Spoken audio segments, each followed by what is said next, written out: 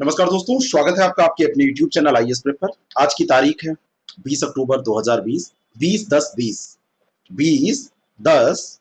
आज की तारीख। और आज जो हम डिस्कशन करने जा रहे हैं उसमें आज का टर्म होता है साइंस का। तो साइंस का हम डिस्कशन करेंगे। करंट अफेयर के प्रश्नों को हम देखते ही हैं, रोज करंट अफेयर के प्रश्नों को भी देखेंगे। 30 प्रश्नों को हम देखेंगे, थोड़ा व्याख्यात्मक देखेंगे। जिन लोगों का ऐसा एग्जाम है जहां पर करंट अफेयर पूछा जा रहा है लिखने के लिए 25 शब्द, 50 शब्द, 125 शब्द, तो उसकी रूपरेखा और कम से कम 50 शब्द और 25 शब्द वाले क्वेश्चन डायरेक्टली वो यहां से तैयार कर सकते हैं। चलिए शुरू करते हैं और लेते हैं पहला प्रश्न। पहला प्रश्न, उसका पहला स्टेटमेंट, म्यांमार सरकार ने रोहिंग्या समुदाय को नागरिकता देने से इनकार कर दिया है। दूसरा स्टेटमेंट है कि म्यांमार सरकार रोहिंग्या समुदाय को चीन से आए अवैध प्रवासियों के रूप में देखती है। म्यांमार रोहिंग्या संकट बहुत दिनों से चर्चा में है, कभी भी आपसे पूछा जा सकता है। संयुक्त राष्ट्र महासचिव एंटोनियो गुटेरेस के द्वारा रोहिंग्या समुदाय के लोगों को विश्व में सर्वाधिक नहीं तो सबसे अधिक भेदभाव किए जाने वाले लोगों में से एक लोगों के रूप में व्यक्त किया गया, वर्णित किया गया। यानी कि ये हो सकता है कि सबसे ज्यादा भेदभाव वाले लोग ना हो, लेकिन सर्वाधिक तो नहीं है, लेकिन सबसे अधिक भेदभाव किए जाने वाले लोग हैं, ऐसा इन्होंने कहा। ये इनकी लैंग्वेज थी। म्यांमार के कई जातीय अल्पसंख्यकों में से एक ये समुदाय है और म्यांमार मुख्य रूप से बौद्ध देश है। वैसे देखा जाए तो ये बौद्ध देश है। उस सरकार ने रोहिंग्या समुदाय को नागरिकता देने से इनकार कर दिया। ये मुसलमान होते हैं। 2014 की गणना में इन्हें सम्मिलित नहीं किया और म्यांमार सरकार मानती है कि ये बांग्लादेश से आए अवैध प्रवासी हैं। तो ये चीन से आए नहीं, बांग्लादेश से आए अवैध प्रवासी मानती है। दूसरा गलत है, पहला सही है। ए ऑप्शन इसका बिल्कुल करेक्ट हो जाएगा। अब आपसे अगर रोहिंग्या के बारे में पूछा जाए तो थोड़ा बहुत टिप्पणी करने की पोजीशन में आप जरूर रहेंगे। अगला प्रश्न है, हाल ही में संयुक्त राष्ट्र मानवाधिकार परिषद में सीटों के लिए हुए चुनाव में सऊदी अरब पुनः निर्वाचित हुआ है। ये सऊदी अरब नहीं निर्वाचित हुआ है, हमने चर्चा किया था पाकिस्तान और नेपाल, ये दो पुनः निर्वाचित हुए हैं। आपसे प्रश्न पूछा जाएगा ऑप्शन देके तो आप कर देंगे, वैसे आपसे स्टेटमेंट बेस पूछा जाएगा तब भी आप कर देंगे। तो ये सऊदी अरब पूरा पुनः निर्वाचन इसका नहीं हुआ है, ये पाकिस्तान और नेपाल है जिसका पुनर्निर्वाचन हुआ है। तो पहला गलत है। और संयुक्त राष्ट्र मानवाधिकार परिषद का मुख्यालय जिनेवा स्विट्जरलैंड में है। तो स्विट्जरलैंड जिनेवा में इसका मुख्यालय है, ये बिल्कुल सही है। दूसरा ऑप्शन इसका बिल्कुल करेक्ट हो जाएगा। संयुक्त राष्ट्र मानवाधिकार परिषद का पुनर्गठन किया गया था वर्ष 2006 में। इसकी पूर्ववर्ती संस्था संयुक्त राष्ट्र मानवाधिकार आयोग के नाम से जानी जाती थी, फिर इसको परिषद में बना तब्दील किया गया। विश्वसनीयता के अभाव को दूर करने में सहायता हेतु इसका गठन किया गया था। तो अभी पाकिस्तान और नेपाल इसमें पुनः निर्वाचित हो गए। ठीक है। अगला जो प्रश्न है, सिलीनेक्स 20 के बारे में सत्य कथन आपको बताना है। भारतीय नौसेना और श्रीलंका नौसेना के बीच में वार्षिक द्विपक्षीय समुद्री अभ्यास श्रृंखला है, बिल्कुल सही है ये। तो यहां पर आपको ध्यान क्या रखना है, श्रीलंका और भारत की जो नौसेनाएं हैं उनके बीच सिलीनेक्स होता है। सिलीनेक्स 20 का 8वां संस्करण त्रिकोमाली श्रीलंका के तट पर आयोजित किया गया, ये दूसरा सही है। और पहले सिलीनेक्स का आयोजन वर्ष 2005 में किया गया था, ये तीसरा भी सही है। तो उपयुक्त सभी सही है, डी ऑप्शन इसका बिल्कुल करेक्ट है। 19 से 21 अक्टूबर 2020 तक त्रिकोमाली श्रीलंका के तट पर इसको आयोजित किया जा रहा है। ठीक है। और पहले सिलीनेक्स का आयोजन 2005 में किया गया था, ये भी ध्यान में रखने योग्य बात है। साधना दर्रा कहां पर स्थित है? साधना दर्रा गेस करिए कहां पर हो सकता है। ये दर्रा है नास्ता चुन दर्रा के नाम से इसको जाना जाता है और जम्मू कश्मीर में ये स्थित एक पर्वतीय दर्रा है। ठीक है ना। कैसा दर्रा है? पर्वतीय दर्रा है। अधिकतर दर्रे तो पर्वतीय ही होते हैं, तो ये पर्वतीय दर्रा है और जम्मू कश्मीर में स्थित है। बी ऑप्शन इसका बिल्कुल करेक्ट हो जाएगा। नेक्स्ट क्वेश्चन, स्किंक लंबे आकार की अपेक्षाकृत छोटे अथवा या बिना पैरों वाली सरीसृप प्रजाति होती है। स्किंक बिल्कुल सही है, ये स्किंक का नाम याद रखिएगा। इसका आकार जो होता है वो छोटा होता है और बिना पैरों वाली होती है और लंबी गर्दन इसमें पाई जाती है, ऐसा कहा जा रहा है। इसमें गर्दन का अभाव होता है, गर्दन पाई ही नहीं जाती है, स्किंक में गर्दन नहीं पाई जाती है। तो दूसरा गलत है, पहला सही है। ए ऑप्शन इसका बिल्कुल करेक्ट हो जाएगा। Geological survey of India ZSI के द्वारा स्किंक प्रजातियों के वितरण पर स्किन्स ऑफ इंडिया का प्रकाशन अभी किया गया है और स्किन्स लंबे आकार की, अपेक्षाकृत छोटे, बिना पैरों वाली सरीसृप प्रजाति होती है। गर्दन नहीं पाया जाता है। त्वचा इसकी सल्कीय होती है और चिकनी त्वचा होती है इसकी।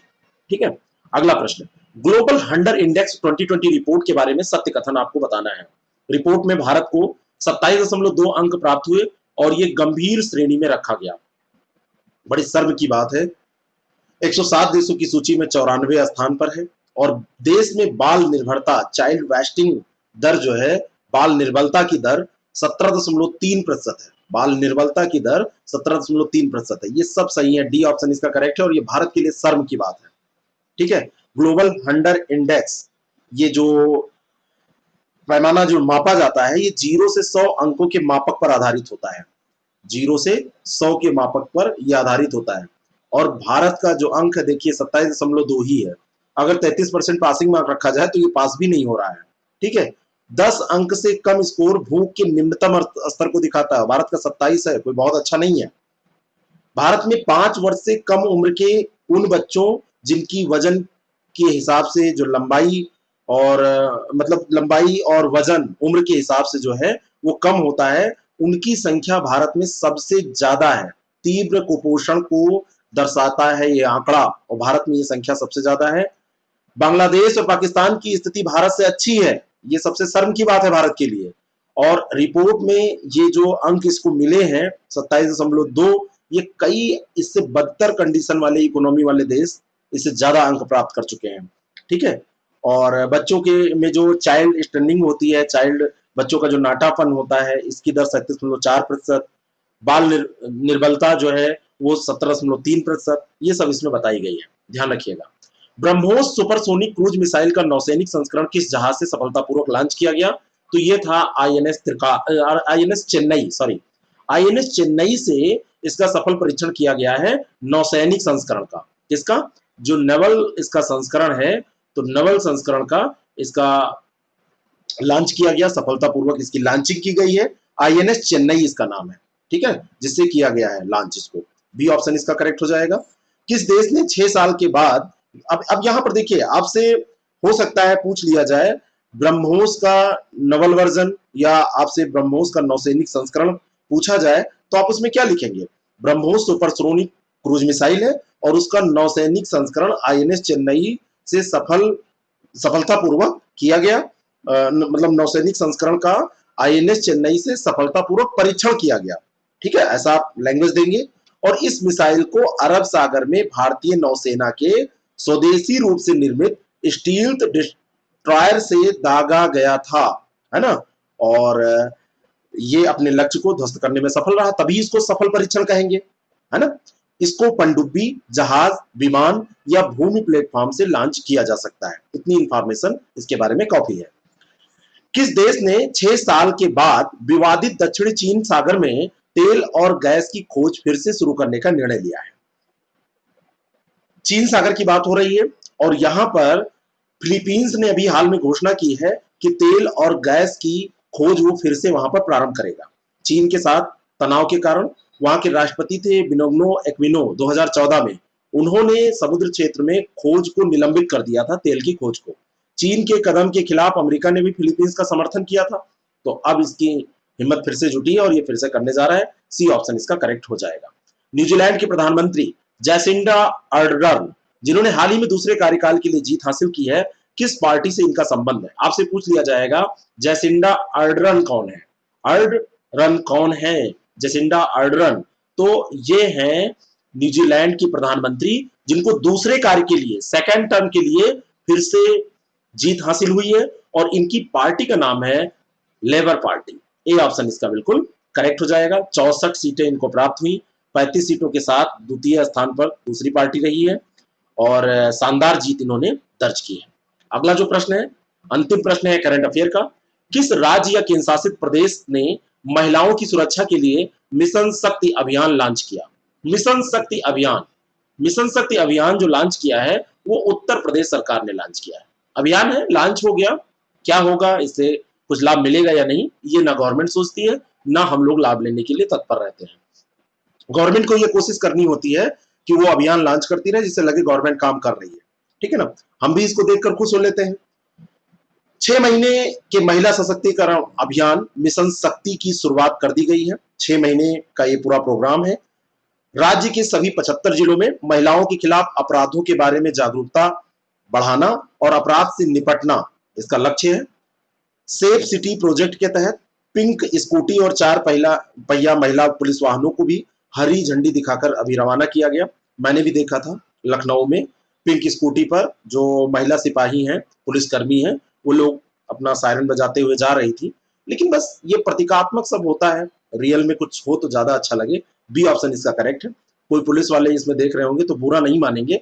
न मैं गवर्नमेंट की आलोचना कर रहा हूँ, न किसी विभाग की, बस यही है कि ज्यादातर खाना पूर्ति ही होती है। चलिए अब टॉपिक पर प्रश्न देखते हैं। उसके पहले मैं आपको बताना चाहता हूं, अगर आप बीईओ या आरओ का मेंस एग्जाम दे रहे हैं तो आपके लिए हमारे पास क्रैश कोर्स है आंसर राइटिंग के साथ, टेस्ट सीरीज के साथ। उसको आप ज्वाइन कर सकते हैं 6307281212। और परिवार का सदस्य होने के नाते आप लोगों का दायित्व है, अगर आपके आसपास कोई ऐसा एग्जाम दे रहा है तो उसको आप सजेस्ट भी कर सकते हैं। ठीक है, दबाव नहीं है, केवल आपका एक पारिवारिक दायित्व है ये। इसलिए क्योंकि इससे उसका भला हो सकता है, क्योंकि हम जो काम यहाँ पर कर रहे हैं वो एग्जामिनेशन की दृष्टि से काफी अच्छा प्रोग्राम है। मुझे विश्वास है कि उसका लाभ उसको मिल सकता है। अब टॉपिक आज का है ऊष्मा। ऊष्मा पर हमको 20 प्रश्न डिस्कस करने हैं और ये टॉपिक जितना इंपॉर्टेंट इसके लिए है प्रारंभिक परीक्षा के लिए, उससे ज्यादा इंपॉर्टेंट ये मेंस एग्जाम के लिए है। कहीं ना कहीं इससे प्रश्न पूछ लिए जाते हैं।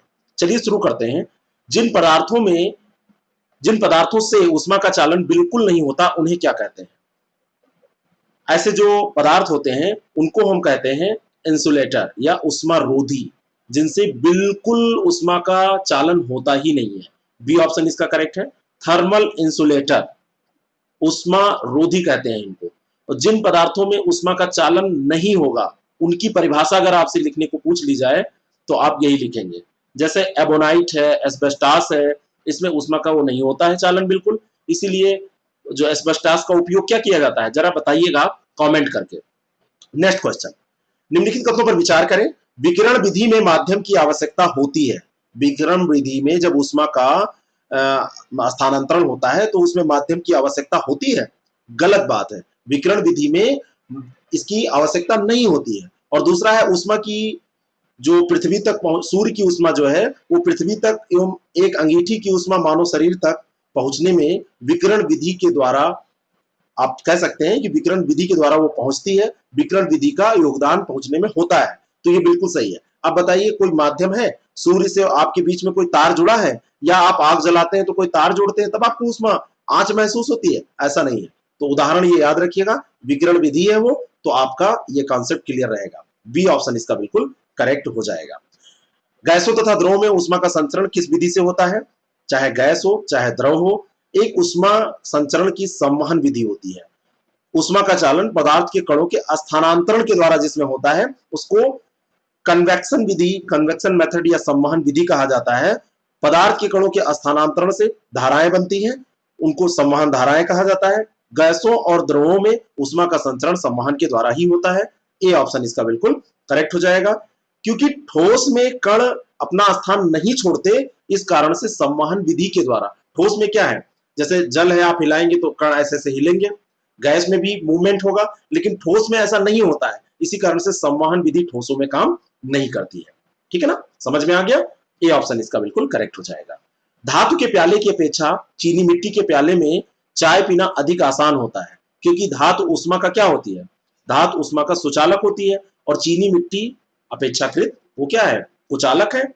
सुचालक तो नहीं है, कम गर्म होती है। तो इसीलिए ये मेरी भी समस्या है, जैसे स्टील के बर्तन या उसमें दे तो मेरी जबान बिल्कुल पक्का जल ही जाती है। तो कई बार तो अगर ऐसा होता है तो मैं कहता हूँ ठीक है, रहने दीजिए, थैंक यू। ठीक है, तो बी ऑप्शन इसका बिल्कुल करेक्ट हो जाएगा। सुचालक होने के कारण ऐसा होता है।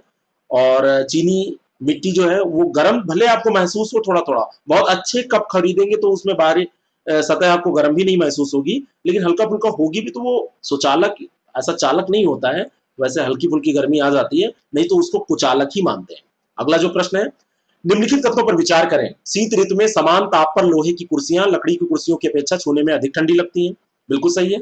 छत पे रखी कुर्सी को छुइएगा चप से लगेगी। तो पहला ऑप्शन बिल्कुल करेक्ट है। लोहा उष्मा का सुचालक है, लकड़ी उष्मा की कुचालक है। यही कारण है कथन कारण में यह प्रश्न बनता ए और आर, तो ये दोनों सही होते और व्याख्या भी करता। ऐसे सोचिए इसको, तो इसका सही उत्तर क्या हो जाएगा? सी। एक और दो दोनों सही है ना। लोहे की कुर्सी को हम छूते हैं तो ज्यादा ठंडक इसलिए हमको प्रदान करती है, ठंडी इसलिए लगती है क्योंकि वो सुचालक है किसका? उष्मा का। और लकड़ी अपेक्षाकृत, या लकड़ी वैसे भी कुचालक ही होती है, थोड़ी थोड़ी ठंडी तो रहेगी, धूप में रखेंगे गर्म होगी, लेकिन वो कुचालक है, वो सुचालक है। अगला जो प्रश्न है, निम्नलिखित कथनों पर विचार करें। जल 0 डिग्री से 4 डिग्री तक गर्म करने पर, यानी 0 डिग्री सेंटीग्रेड से 4 डिग्री सेंटीग्रेड तक गर्म करने पर आयतन में बढ़ता है, और 4 डिग्री सेंटीग्रेड के बाद में उसका आयतन जो है वो घटना चालू हो जाता है। ध्यान से पढ़िए इस स्टेटमेंट को। जल का घनत्व 4 डिग्री सेंटीग्रेड पर सबसे अधिक होता है। पहले तो आप ये ध्यान दीजिए कि जल का जो असामान्य प्रसार है वो क्या होता है। आपसे अगर पूछ लिया जाए तो सभी द्रव गर्म किए जाने पर आयतन में बढ़ते हैं। 4 डिग्री सेंटीग्रेड तक जब उसको गर्म किया जाता है जल को, तो आयतन में वैसे क्या है, सभी द्रव गर्म किए जाने पर आयतन में बढ़ते हैं, लेकिन जब जल को गर्म किया जाता है तो ये आयतन में घटता है।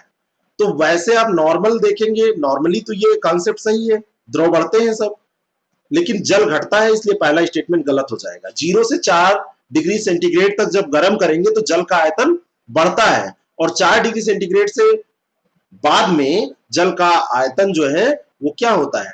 बढ़ना चालू होता है ना। तो यहां पर ये बढ़ता जो लिखा है ये गलत है, घटता है, और यहां पर जो घटना लिखा है यहां पर हो जाएगा बढ़ता है, बढ़ना। ठीक है ना, तो बढ़ना प्रारंभ करता है, ये उल्टा लिखा हुआ है, तो ये पहला गलत हो गया। और जल का घनत्व 4 डिग्री सेंटीग्रेड पर सबसे अधिक होता है, तो घनत्व 4 डिग्री सेंटीग्रेड पर सबसे अधिक होता है, ये सही है, ये ध्यान रखिएगा। ये प्रश्न आपसे डायरेक्टली भी पूछा जा सकता है। बी ऑप्शन इसका बिल्कुल करेक्ट हो जाएगा। नेक्स्ट क्वेश्चन, निम्नलिखित कथनों पर विचार करें। अपेक्षिक आर्द्रता की माप हाइग्रोमीटर से करते हैं। हाइग्रोमीटर अपेक्षिक आर्द्रता को मापने के लिए, हाइग्रो से आर्द्रता, आप ध्यान रखिएगा। ह्यूमिडिटी जो है, रिलेटिव ह्यूमिडिटी, ये हाइग्रोमीटर से नापी जाती है, और ताप के बढ़ने पर अपेक्षिक आर्द्रता घट जाती है। ताप जैसे जैसे बढ़ता चला जाएगा तो अपेक्षिक आर्द्रता भी बढ़ती चली जाएगी, घटेगी नहीं। इसमें सीधा संबंध होता है। किसी ताप पर वायुमंडल में एकांक आयतन अगर हम लें, तो वायुमंडल के एकांक आयतन में उपस्थित जलवाष्प की मात्रा और उसी ताप पर एकांक आयतन में उपस्थित संतृप्त जलवाष्प की मात्रा, इसी के अनुपात को अपेक्षिक आर्द्रता कहा जाता है। तो जैसे जैसे टेम्परेचर बढ़ेगा वो भी बढ़ती चली जाएगी। प्रतिशत में इसको व्यक्त किया जाता है। आर्द्रता की माप हाइग्रोमीटर से की जाती है। ठीक है, तो इस तरीके से पहला सही है, दूसरा गलत है। ए ऑप्शन इसका बिल्कुल करेक्ट हो जाएगा। वाष्पीकरण द्रव की सतह से प्रारंभ होता है, क्या ये सही है? बिल्कुल सही है, द्रव की सतह से ये प्रारंभ हो जाता है, और वाष्पीकरण के कारण ही कूलर ठंडक उत्पन्न करता है और सुराही का पानी ठंडा होता है, ये भी सही है। दोनों के दोनों ये सही स्टेटमेंट है। सी ऑप्शन इसका बिल्कुल करेक्ट हो जाएगा। अगला प्रश्न, पदार्थों के ठोस अवस्था से द्रव अवस्था में परिवर्तित होने को क्या कहा जाता है? जब सीधे कोई पदार्थ है ठोस अवस्था में और वो द्रव अवस्था में परिवर्तित हो रहा है, ठोस से द्रव अवस्था में परिवर्तित हो रहा है, सीधे गैस में नहीं हो रहा है, ध्यान रखिएगा। ऊर्ध्वपातन मत टिक करिएगा, इसको गलनांक या गलन कहा जाता है ना। गलन, मेल्टिंग पॉइंट या मेल्टिंग इसको कहा जाता है, वैसे गलन कहा जाएगा इसको, गलना जैसे हम कहते हैं। ठीक है, ठोस अवस्था से ये द्रव अवस्था में परिवर्तित हो गया। बर्फ आपने रखा, ठोस ठोस थी और थोड़ी देर बाद वो गल गई, पानी हो गई। ठीक है, तो यही है, ए ऑप्शन इसका बिल्कुल करेक्ट हो जाएगा। ऊर्ध्वपातन जब सीधे ठोस से वो गैस अवस्था में पहुंच जाता है, उसे ऊर्ध्वपातन कहते हैं। अगला प्रश्न, गुप्त ऊष्मा को जूल प्रति किलोग्राम या कैलोरी ग्राम में मापा जाता है। पहला स्टेटमेंट तो बिल्कुल सही है। और भाप से जलने की अपेक्षा उबलते जल से जलने पर अधिक कष्ट होता है, गलत है। भाप से जलने पर ज्यादा कष्ट होता है, क्योंकि भाप की जो गुप्त ऊष्मा होती है, लैटेंट हीट होती है, वो लैटेंट हीट भाप की ज्यादा होती है, और इसी कारण से भाप से जलते हैं जब आप, तो ज्यादा आपको कष्ट होता है। मुझे भी होगा, मतलब हम आप दोनों लोग। तो पहला सही है, दूसरा गलत है। ए ऑप्शन इसका बिल्कुल करेक्ट हो जाएगा। उबलते जल की अपेक्षा भाप से जलने पर अधिक कष्ट इसलिए होता है क्योंकि 100 डिग्री सेंटीग्रेड के जल की अपेक्षा 100 डिग्री सेंटीग्रेड के भाप की गुप्त ऊष्मा का मान अधिक होता है। जब कोई पदार्थ गर्म करने पर ठोस अवस्था से सीधे गैस अवस्था में परिवर्तित हो जाता है, तो यह क्रिया ऊर्ध्वपातन कहलाती है। यह क्रिया ऊर्ध्वपातन कहलाती है, सब्लिमेशन कहलाती है ये क्रिया। बी ऑप्शन इसका बिल्कुल करेक्ट है। जैसे कपूर ठोस अवस्था में होता है और उसको आप गर्म करेंगे तो बिना द्रव अवस्था में परिवर्तित हुए वो गैसीय अवस्था में बदल जाएगा। परम शून्य ताप क्या होता है, एब्सोल्यूट टेम्परेचर क्या होता है? -173, -273, -73 या 253। आपको पता होगा कि ये 273 माइनस में होता है, लेकिन सही देखा जाए तो -273.15 डिग्री सेंटीग्रेड होता है। तो 0.15 भी ध्यान रखिएगा, बी ऑप्शन इसका करेक्ट हो जाएगा। अगर दोनों दिया हुआ है 273.00 और 273.15 तो आप 15 वाले को टिक करेंगे। अगर वो नहीं होगा तो 273 डिग्री सेंटीग्रेड ही आप टिक कर देंगे। परम शून्य जो ताप है ये भौतिकी में अधिकतम ताप या उच्च ताप की सीमा नहीं होती है, जबकि ये न्यूनतम ताप का एक मान निर्धारित करना होता है। ठीक है ना, न्यूनतम ताप का ये मान निर्धारित करना जो होता है उसी को परम शून्य ताप कहा जाता है, एब्सोल्यूट टेम्परेचर। ऐसा मत सोचिएगा परम लग गया तो वो सबसे हाई टेम्परेचर हो गया। जैसे नॉर्मली आप देखेंगे पेपर में आया तो आप कह देंगे कि परम का मतलब बिल्कुल हाई फाई वाला जो टेम्परेचर होगा, तो ऐसा नहीं, ये होता न्यूनतम ताप है, मिनिमम टेम्परेचर होता है। आपसे 25 शब्दों में पूछ लिया जाएगा परम शून्य ताप को परिभाषित कीजिए, तो आप लिखेंगे कि भौतिकी में ये न्यूनतम ताप होता है, न्यूनतम ताप का एक मान निर्धारित किया जाता है, इसी को एब्सोल्यूट टेम्परेचर या परम शून्य ताप कहा जाता है। और इस परम शून्य ताप का मान जो होता है -273.15 डिग्री सेंटीग्रेड निर्धारित किया गया है। ठीक है, तो ये ध्यान रखिएगा। अगला प्रश्न है, सेल्सियस, फारेनहाइट, र्यूमर तथा केल्विन पैमानों में निम्नलिखित में से कौन सा संबंध सही है? तो इसमें देखिए एक दिया हुआ है C-0/5 F-32/9 equal to R-0/4 equal to K-273/5। तो बी ऑप्शन ये करेक्ट हो जाएगा। ये इनमें से दो अगर कोई पता हो तो आप निकाल सकते हैं तीसरा कोई भी, और अगर ये तीन पता है तो चौथा निकाल, मतलब ऐसे ये रिलेशन है। अगर दो में आपको एक पता है तो दूसरा निकाल सकते हैं, इसका कई तरीके से उपयोग कर सकते हैं।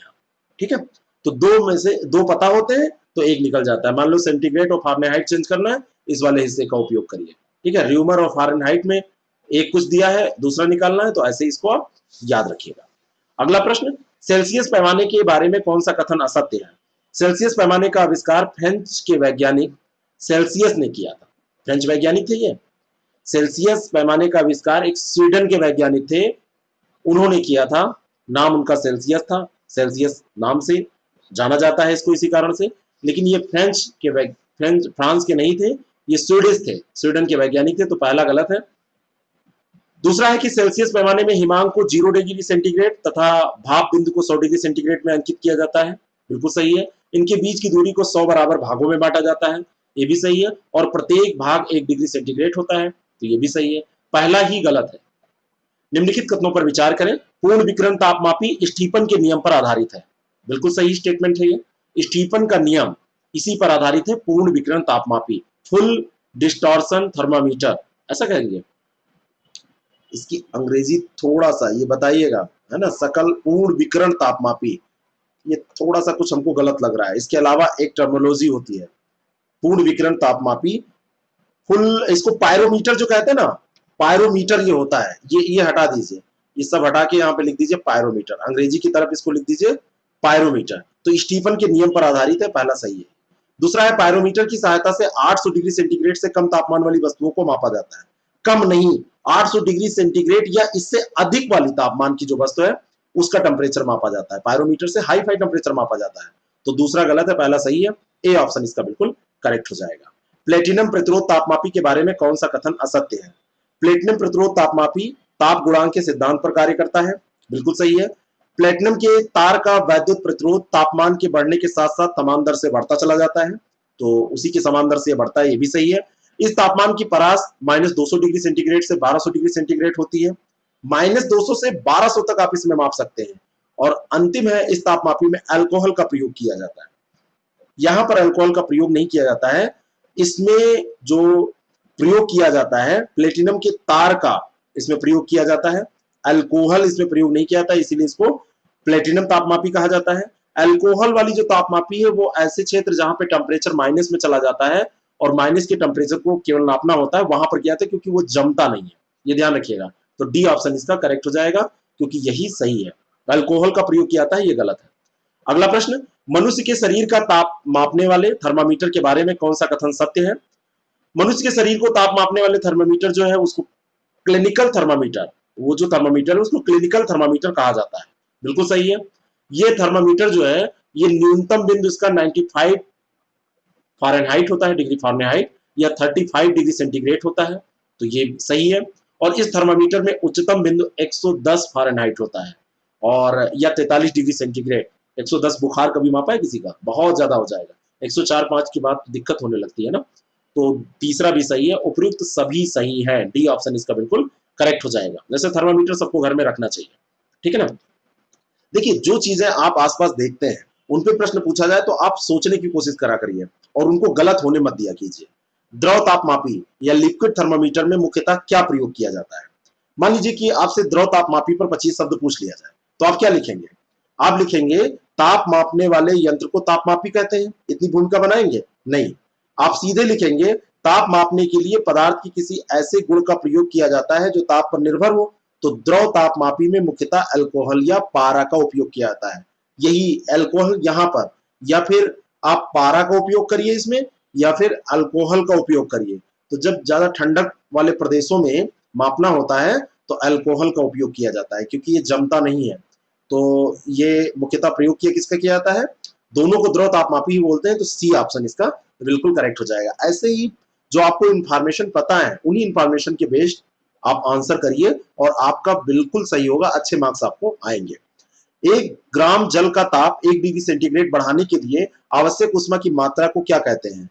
तो 1 ग्राम जल का तापमान अगर 1 डिग्री सेंटीग्रेड बढ़ाना है, उसमें जो ऊष्मा खर्च होगी उसी को कैलोरी कहते हैं। ये कैलोरी का डिफिनीशन ही दिया हुआ है।